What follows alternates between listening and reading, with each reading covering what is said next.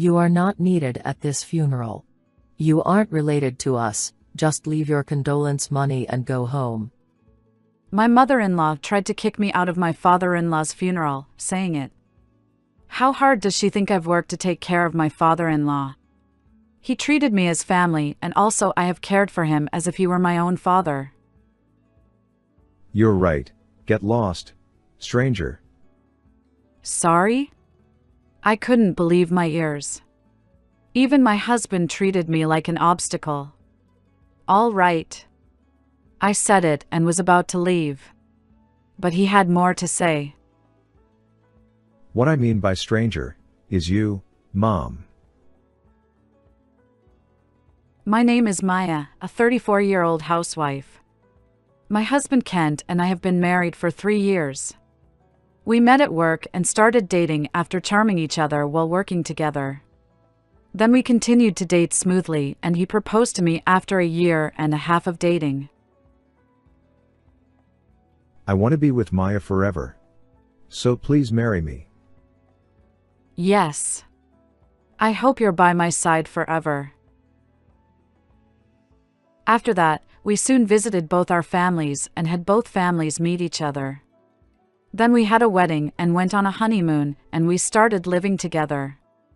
When we first got married, I was still working as a company employee, so we shared the housework while working together. Since my husband had lived alone for a long time, he could cook and clean without any problems. So we were able to live our daily lives without any burden on either of us, helping each other.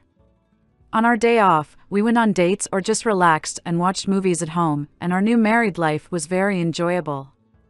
Our happy new marriage went so fast, and before I knew it, 3 years had passed since we got married. My husband is still kind and cares about me even after 3 years of marriage. I'm glad that he isn't the type of person who never feeds a landed fish. I thought we would have a happy life together. However, circumstances can change so quickly. It all started when my father-in-law got sick. He was diagnosed with cancer, and it seems to be quite advanced. He's been running a business for so long, so he didn't want to worry anyone, and didn't go to the hospital even when he wasn't feeling well. Is that right? He always pushes himself like that, so it's really worrying for us as a family. So, can he still be treated? No, the only thing left is how to prolong his life, and the doctor said he won't live much longer. Oh no. I was so shocked. He was really kind and treated me very well. I couldn't believe that my father-in-law, such a kind-hearted man, had cancer. But there was more to come. He was no longer able to work and has become in need of care. My husband said he wanted to live with his parents and help with the care. It would be a pity to leave everything to my mother alone, and it's also a big burden for her, so I want to live with them. But living together is not something I can decide on my own. So I want to know how you feel about it, Maya. I thought about it for a little while after he talked to me. Certainly, living together is a concern. But more than that, I wanted to do something for my father-in-law, and I wanted to have his wish granted. I at least want them to spend their time together at his final moment. He also took good care of me. So I agreed to live with him. I'm for it. Are you really sure? We should value the time we spend with your father. Thank you, Maya. My husband immediately contacted his parents, and then we moved to his parents' house and started living together. I'm sorry about it, just because I got sick. No, don't give it another thought. We are a family and we have to support each other. Thank you. He was much weaker than I had imagined because the disease is already spreading quite a lot. It was about 3 months since I last saw him, but he looked quite different from then. I couldn't believe it when I was told he had cancer, but when I saw how he looks now, I realized that he was really ill and it was so painful.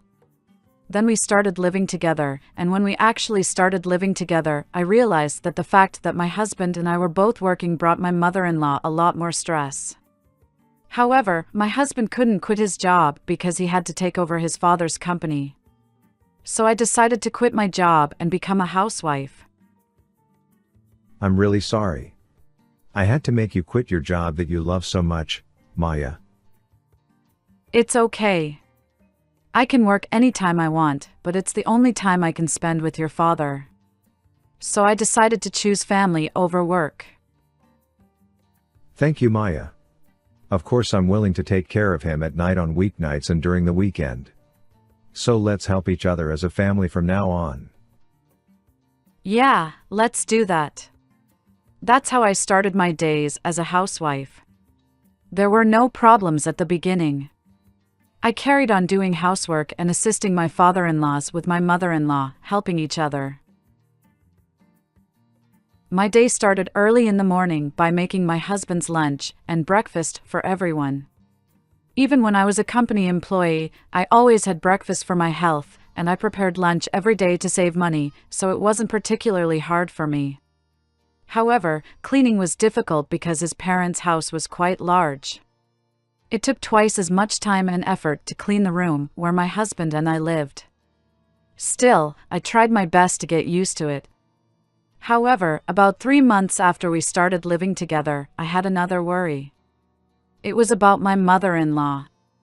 At first, my mother-in-law treated me normally. But gradually, she began to show her true colors and started treating me badly. Are you bad at housework, Maya? What do you mean? You're slow at cleaning, you're a bad cook, and you can't do anything right. I'm sorry. I was shocked when she said that to me out of the blue. I probably clean a little slowly. But it's a big house, so I guess that's to be expected.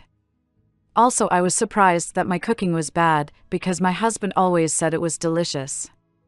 However, when I asked her specifically what was wrong with it, all she said was that it tasted bad. Only my mother-in-law said it was bad, and my father-in-law always thanked me for the delicious food I made during the care.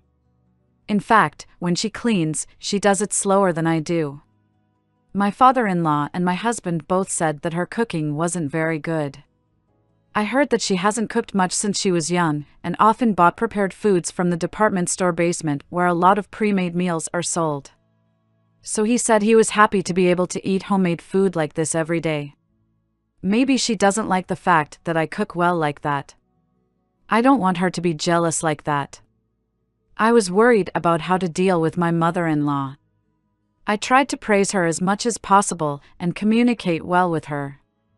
But my mother-in-law, who has a high self-esteem, didn't seem to be pleased by my compliments. Rather, she became more harsh to me. You're really useless, aren't you? You're even a full-time housewife and fed. That's so wrong to be like that as a daughter-in-law. Kent has been caught by a terrible woman. She constantly abused me like this while we were together during the day, so it was quite mentally tough. It was so bad that one day I talked to my husband about it. Is Mom bullying you? Yes. She says terrible things to me every day. I'm sorry. I didn't notice that at all. I'll give her a few words. He supported me and made time to talk to her and pointed out lots of things. However, her attitude didn't change at all. In fact, it got worse. Don't talk to him about things like I'm bullying my daughter-in-law. That's how you are trying to brainwash him and make him against me. No, that's not true. Just because you use harsh words. Humph. Just because I was a little strict on you, you're trying to make me look like a bad person. I have to educate you more. She said that and started abusing me ever since. I began to hate her more and more. Then she started to force me to do all the housework and care. Well, where are you off to, Mom? I'm having lunch with an important friend. Well, isn't Dad's appointment today? Don't you want to go and ask for the results of the examination? You can ask about that. Let me have a break for a little. That's not fair. She went out saying that. She says she needs a break. But she's been going out every day recently. It's no longer a break. It takes a toll on me.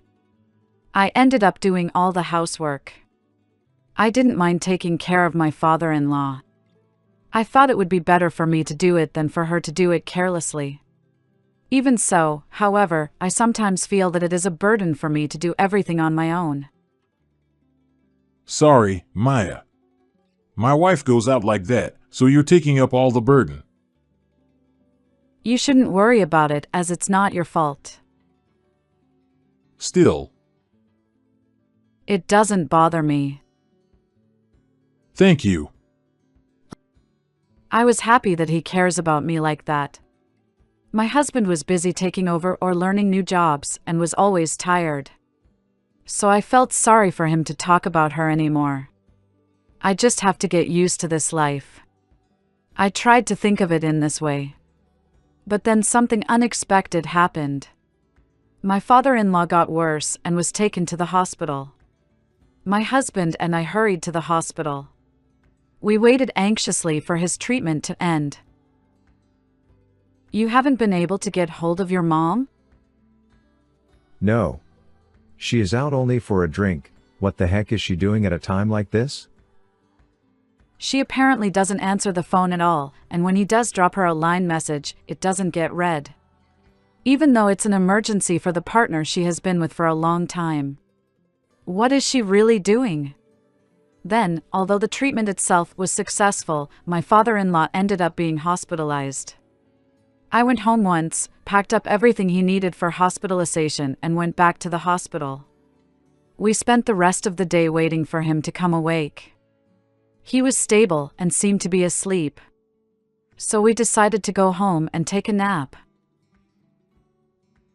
Then my mother-in-law was already in the bedroom and sleeping. My husband and I were disgusted. We had sent her so many messages and made so many phone calls. How could she sleep at home without replying? The next morning, my husband was angry with her. What were you doing at a time when Dad might die? I was too drunk to reply or anything, but he isn't dead, is he? We are gonna see him now. That's good then. Get ready quickly, Mom. I'm not going out today. Why not? Because I'm feeling sick from a hangover. I can't see him like that, can I? You can still go and visit him, even if you're hungover? No, I'm too old for that. She said that and stubbornly refused to go out. My husband and I went to visit my father-in-law without saying anything more. After that, I spent every day going to visit him with my husband. But after about 2 weeks of hospitalization, he got worse and passed away. My husband and I were both extremely sad that our beloved dad passed away. I wanted to talk to him a lot more. By the way, my mother-in-law didn't come to visit him even once during these 2 weeks. So she couldn't be there for his last moments. I really feel sorry for my father-in-law, being treated like this by her, his partner. So I'm glad my husband and I were able to be there for his last moments. Of course, my mother-in-law didn't organize the funeral at all. So my husband and I arranged and prepared for the funeral. We put up with the grief of losing him and contacted many people, booked a venue where many employees of the company could attend, and were quite busy. We managed to finish the funeral arrangements and were ready for the day. My husband and I arrived early at the funeral hall and helped with the reception and setup. At that time, my mother-in-law suddenly came up to me and said, Thanks for all your hard work, now pack your stuff and get out of my house. Excuse me? I didn't understand what she was saying. Well, what do you mean? So, I mean you're done with me.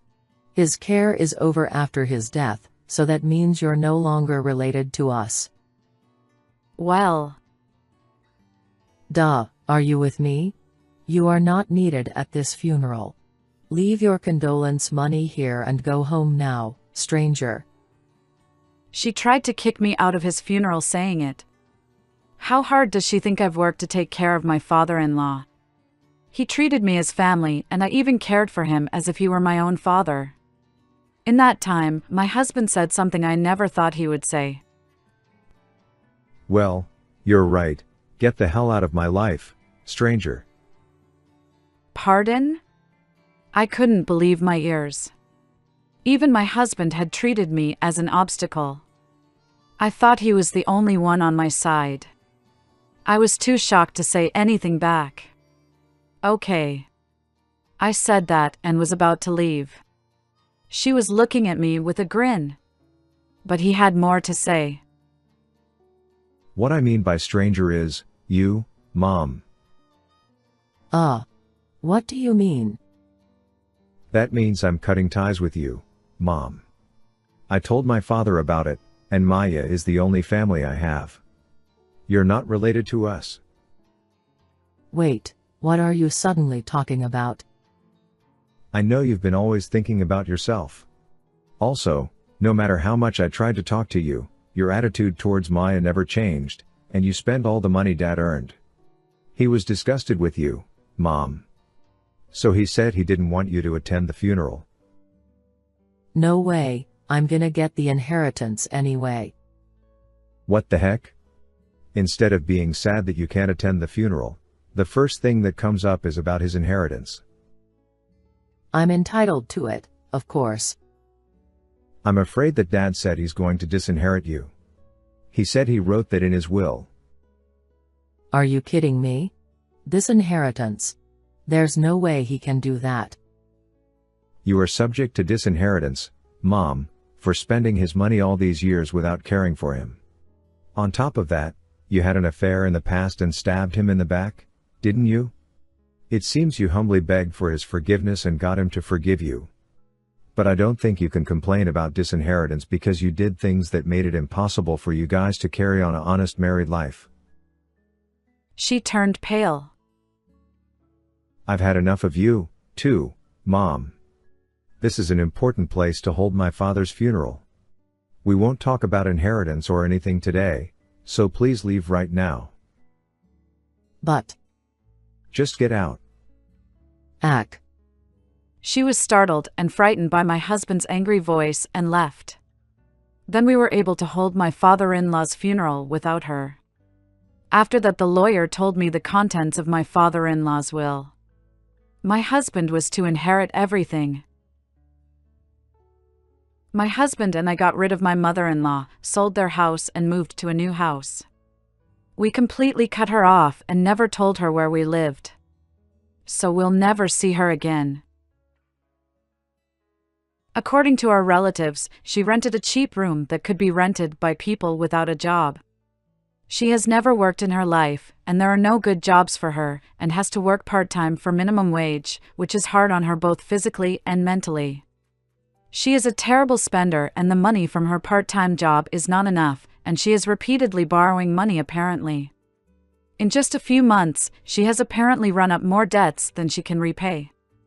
But we've already cut ties, so that's none of our business.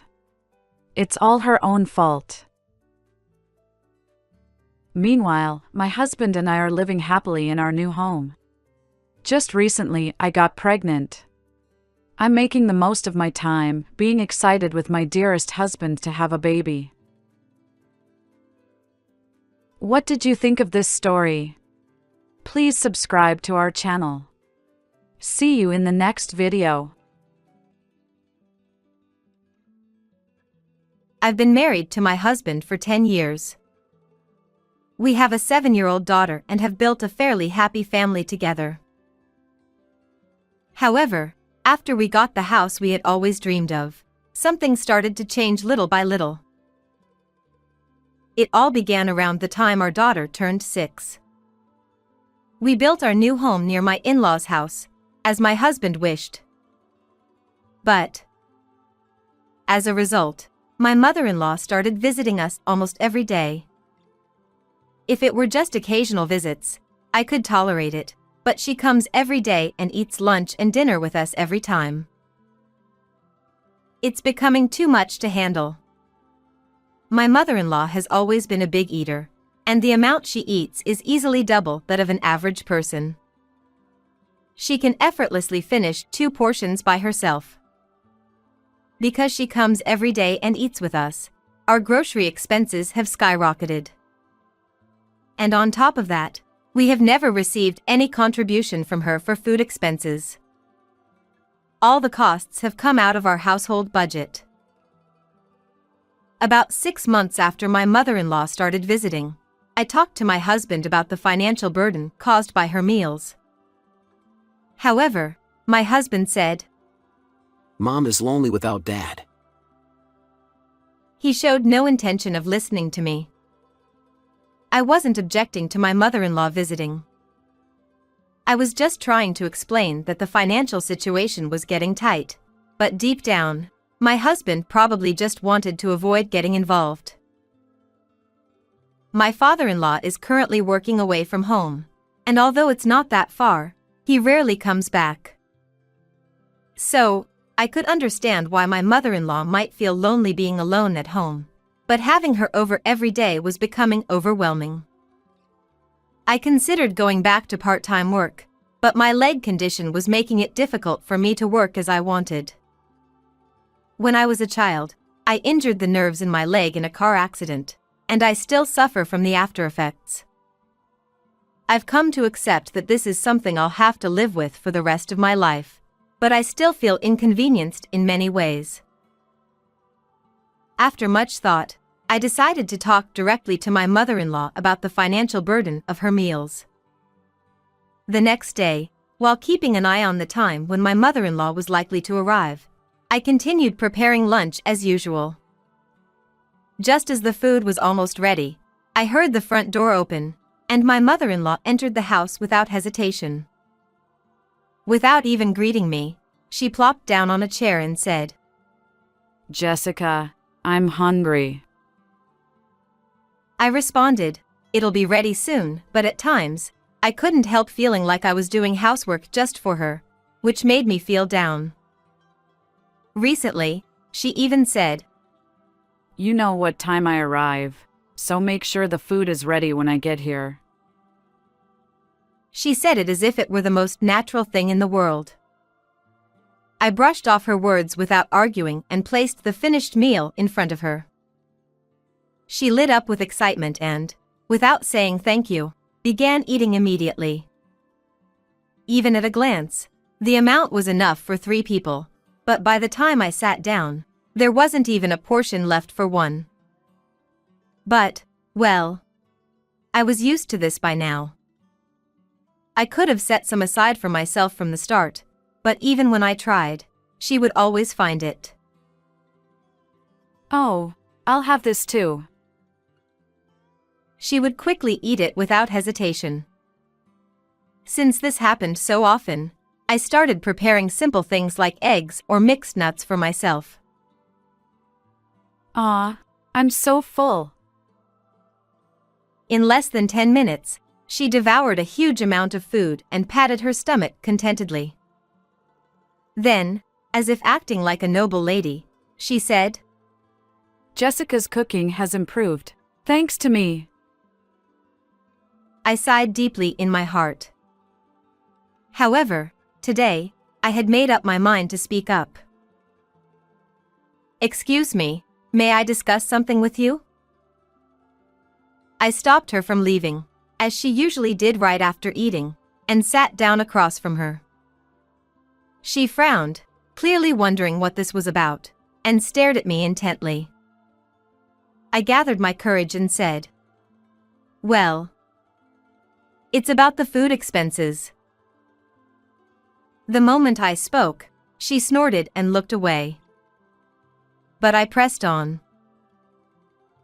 "We've been covering your meals all this time, but recently, we've fallen into the red. Could you help with the food costs, even just a little?" I tried my best to keep my voice steady, though I think it wavered slightly. She glanced at me briefly, then stood up and said, If you can't manage on my son's income, you're not doing enough. Why don't you work, too? Her words were condescending, and she looked down on me, knowing full well about my leg condition. I've thought about working, but with my daughter and my leg, it's challenging. I responded, though my words trailed off. My daughter has a chronic illness. She's already 7 and can generally take her medication on her own, but being an only child, I worry about her, especially if a severe attack occurs. But my mother-in-law snapped back. You're spoiling her too much. She's 7 years old now. She should be able to stay home alone. I had sometimes wondered if I was being too protective, but I still couldn't bear the idea of leaving her alone. Once she turns 10, I'll feel more comfortable about it. In the past, I'd even asked my mother-in-law to help watch her while I worked, but she bluntly refused. I'm still not comfortable leaving her alone, was all I could say. Meanwhile, the financial strain was also weighing heavily on me. For the past few months, I had barely eaten properly, living off nuts for lunch and dinner.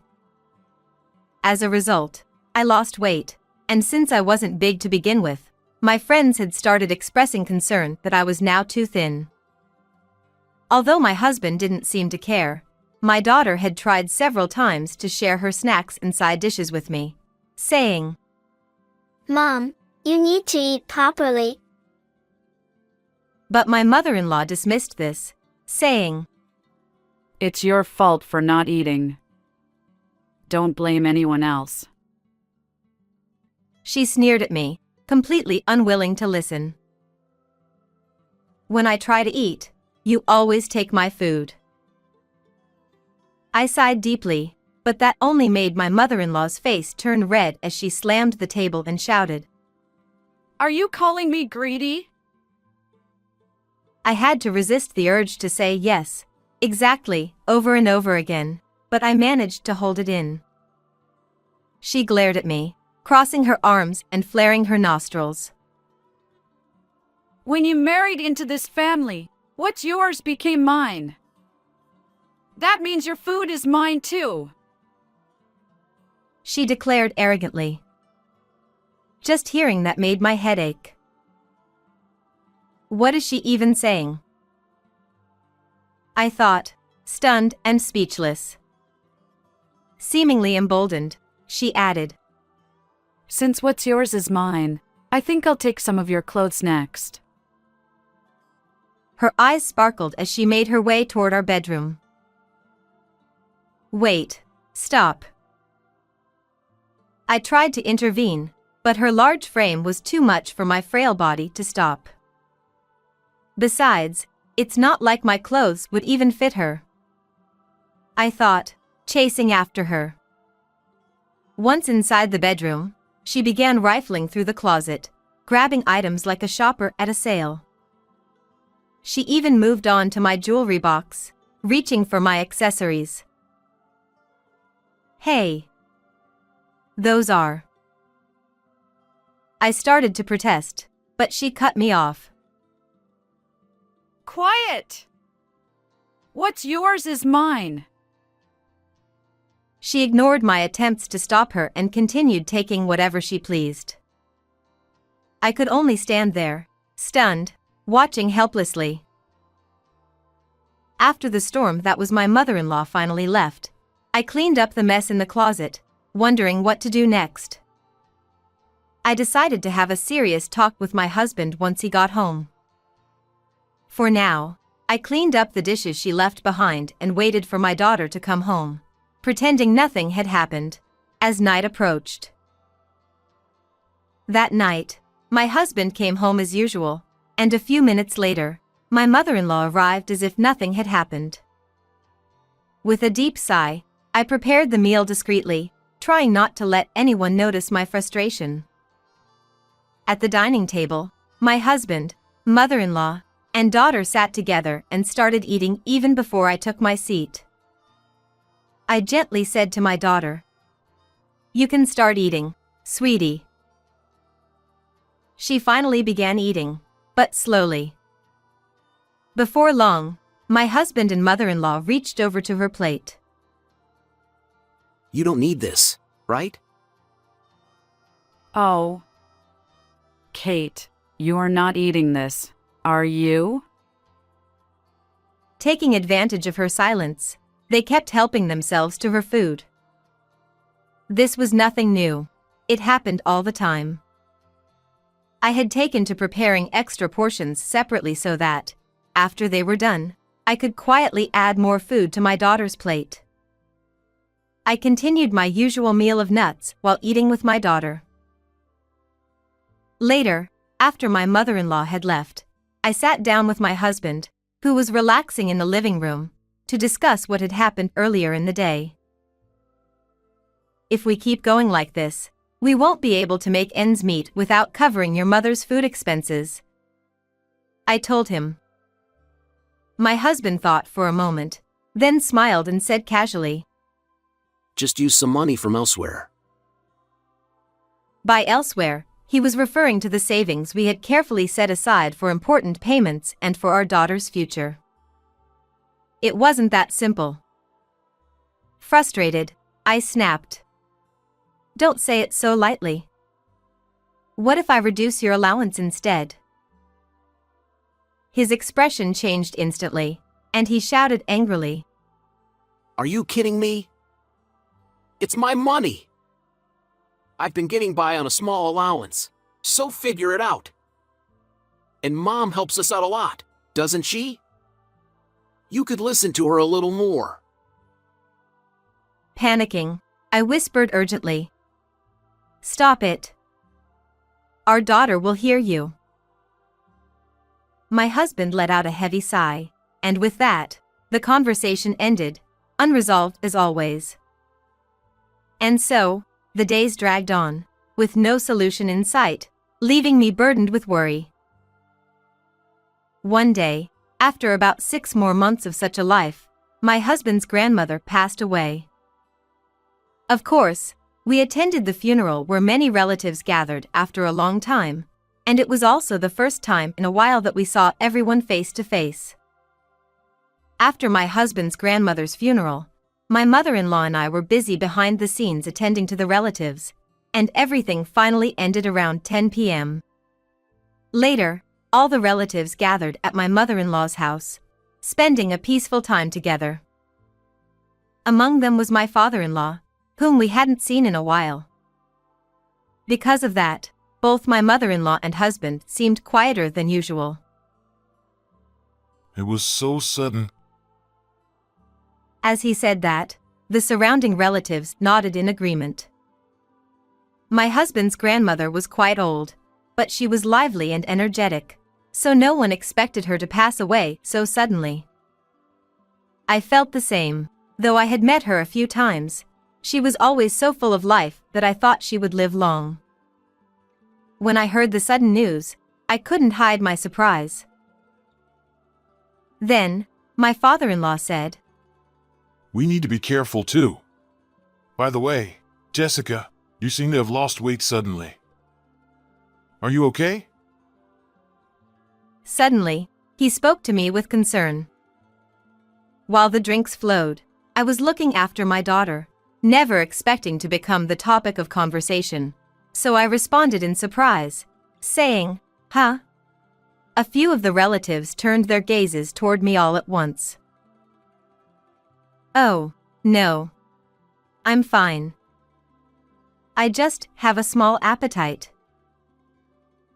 I tried to brush it off, but my husband quickly jumped in to cover for me, looking flustered.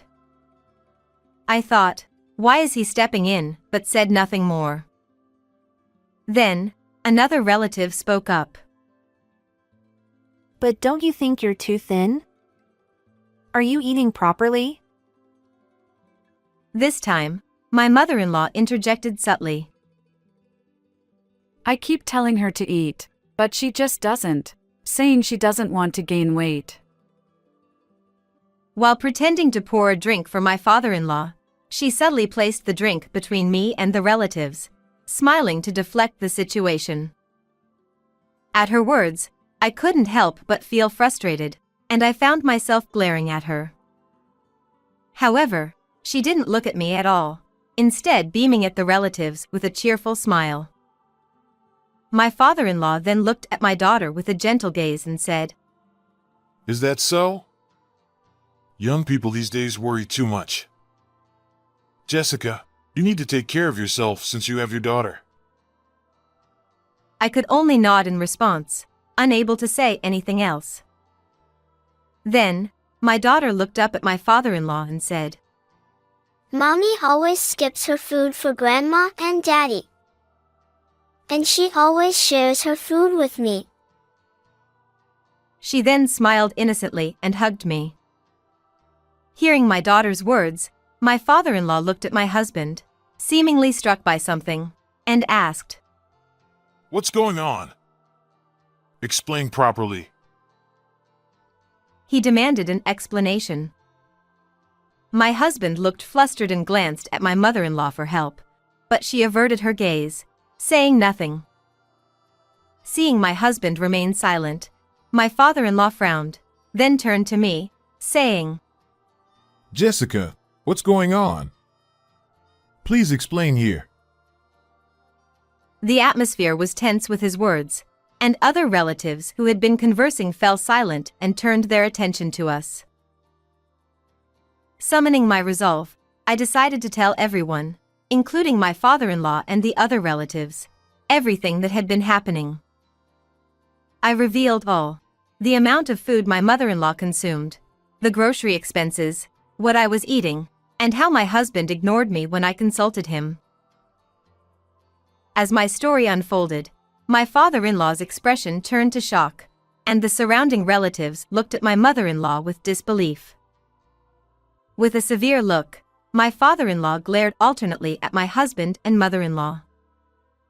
Then, when I explained, I even have to set aside part of my own portion at dinner because they take from my daughter's plate. My father-in-law slammed his cup down on the table and angrily shouted at my mother-in-law. What is the meaning of this? Have you been spending money on yourself and overeating while doing this? He was furious, his face red, as if he might pounce on her any moment. The surrounding relatives hurried to restrain him, but the women present cast cold glances, whispering how awful and unbelievable. Seeing my father-in-law so angry, I intentionally took a humble stance, saying, It's my fault. I couldn't manage the household budget properly. I thought that by playing the victim, those around me might look at me with sympathy. I was exhausted from dealing with those two, who couldn't even hold a conversation. So I decided to make use of the situation. Clenching his fist tightly, my father-in-law asked me, How much are you spending on groceries? Recalling the recent expenses, I replied softly, About $1,800 a month. This was the truth. The moment I mentioned the amount, both my father-in-law and the other relatives widened their eyes and looked at my mother-in-law. Indeed, it seemed absurd for a family of 4 to have nearly $2,000 in food expenses. In an average household, it would be about $1,000, so our expenses were nearly double. If I had heard such an amount from someone else, I would have advised them to review their food expenses too. My father-in-law heaved a deep sigh of exasperation, glaring sharply at my mother-in-law. From now on, you are no longer going to Jessica's home. Taking food from your granddaughter? How could you do such a thing? He reprimanded her.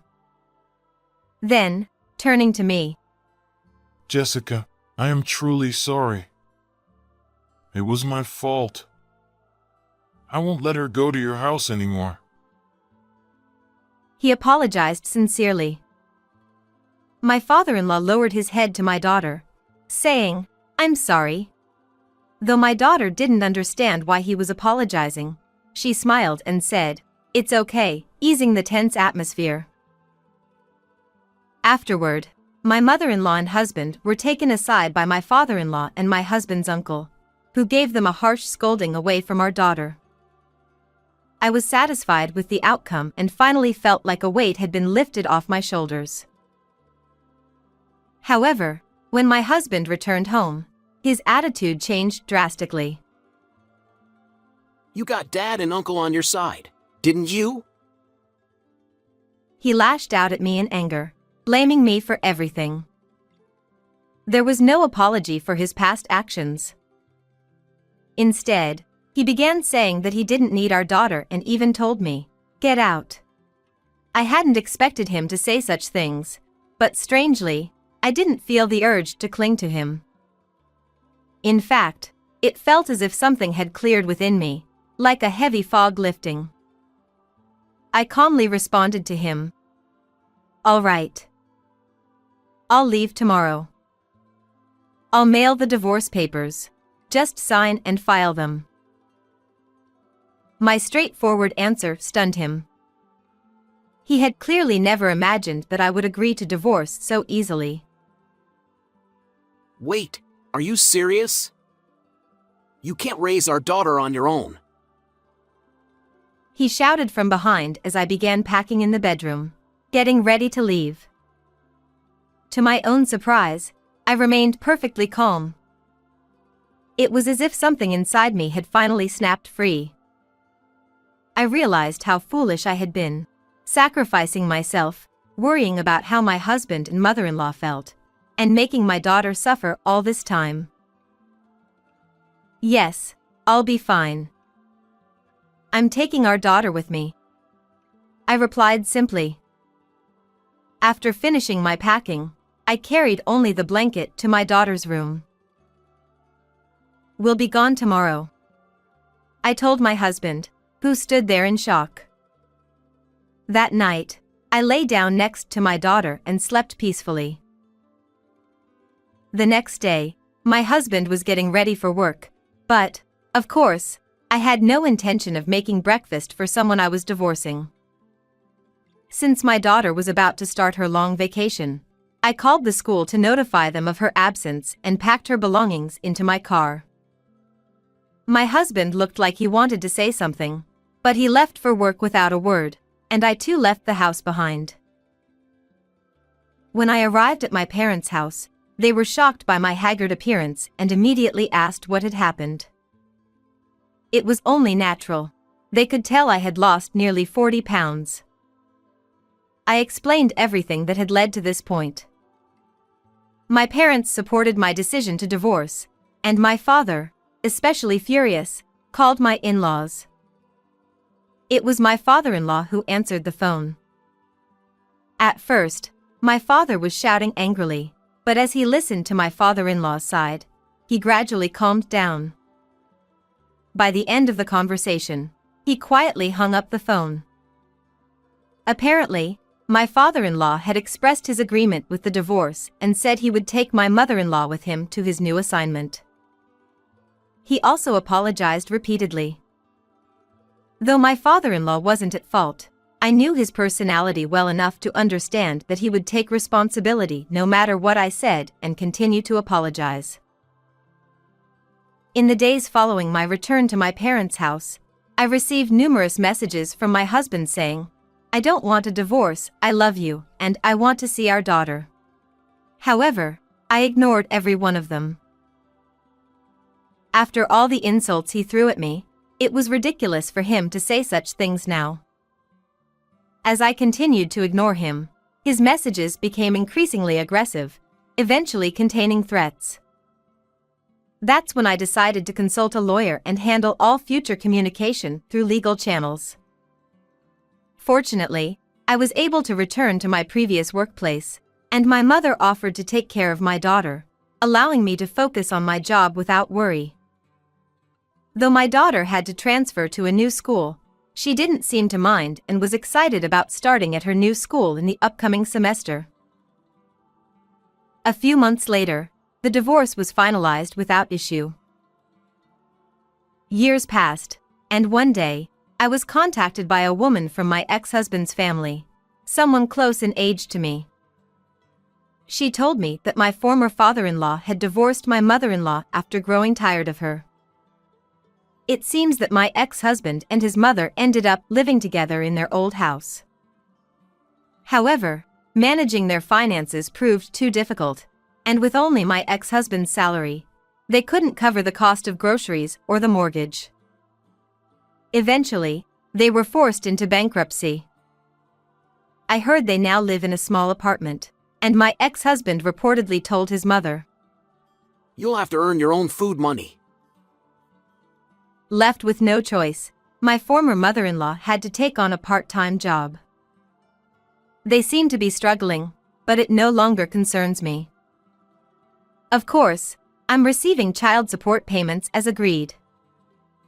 During the divorce, my former father-in-law surprised me by personally bringing a substantial sum to my parents' house as compensation, apologizing as he handed it over. At first, I declined to accept it, but he insisted. Don't worry. I'll make sure my son pays his share. Grateful, I accepted the money and put it aside for my daughter's future. Work has been going well, and my daughter is growing up happy and healthy. Our life has finally regained its stability. My parents have been incredibly kind, always telling me, "You and your daughter are welcome to stay here as long as you like." I've been leaning into their kindness, cherishing this new chapter in our lives. So, how did you find my story? Don't forget to subscribe to the channel. I'll see you in the next video.